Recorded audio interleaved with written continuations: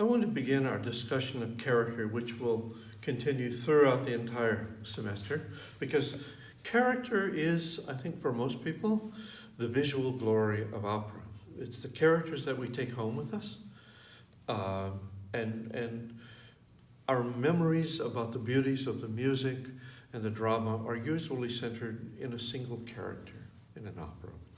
Usually with Puccini, for example, it is a female character, and very often with Verdi as well.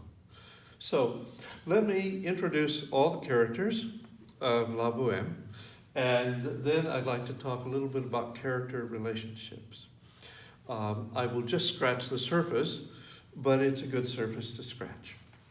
So the four title characters, the Bohemians, are Rodolfo, who is a failed writer at this point, although he'll have success later in the narrative, in the his story which goes on after La Boheme ends. Marcello, a painter, a good painter, but not a great painter. Schaunard, who is a music teacher, plays the French horn and many instruments.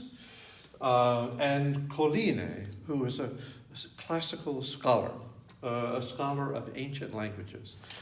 What brings these four together with their various interests? They are all poor and starving. They all have a wry sense of humor. And they seem to have found each other in the Bohemian lifestyle, the part of Paris, which is still called Bohemia, the Bohemian part of Paris. And they share a room from time to time and carouse together, you might say. There are two female characters. Mimi, who becomes Rodolfo's mistress, and Musetta, who was Marcello's mistress long before the story within the opera began, and she probably will be long after this opera story ends. So that is a very, very vital relationship. Can it be love if they're not considering marriage? Well, that brings me to an interesting point. First of all, in the Bohemian world, marriage is not a popular thing. And secondly, and this is very interesting, in opera itself, marriage is not a popular thing. Out of the hundreds of operas that have been written, I can think of 1, 2, or 3 in which marriage actually exists, and I can't really think of any in which the marriage is a happy one.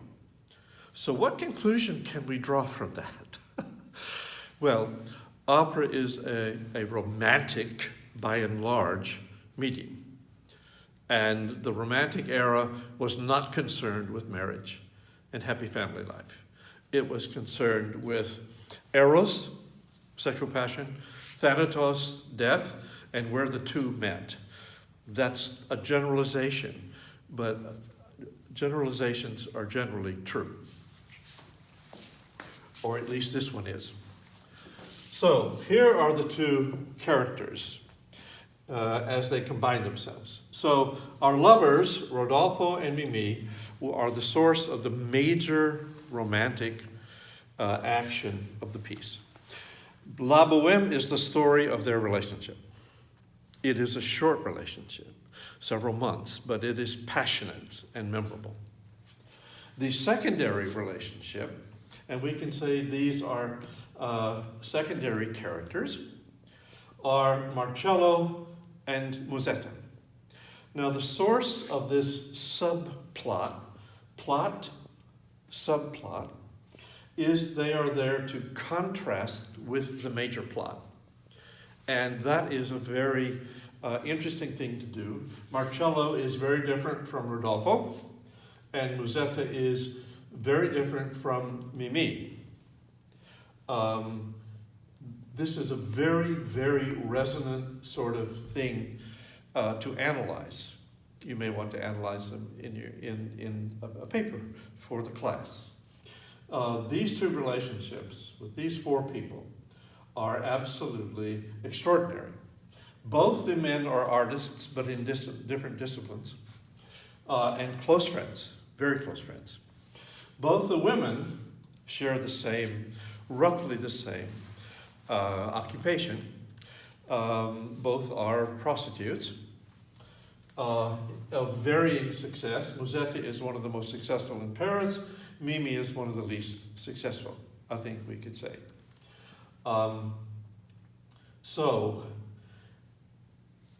remember that characters are, in the way they find their way into our minds and hearts, depends upon their actions, depends upon their appearance, depends upon what they say, and in opera, on how they sing. Okay.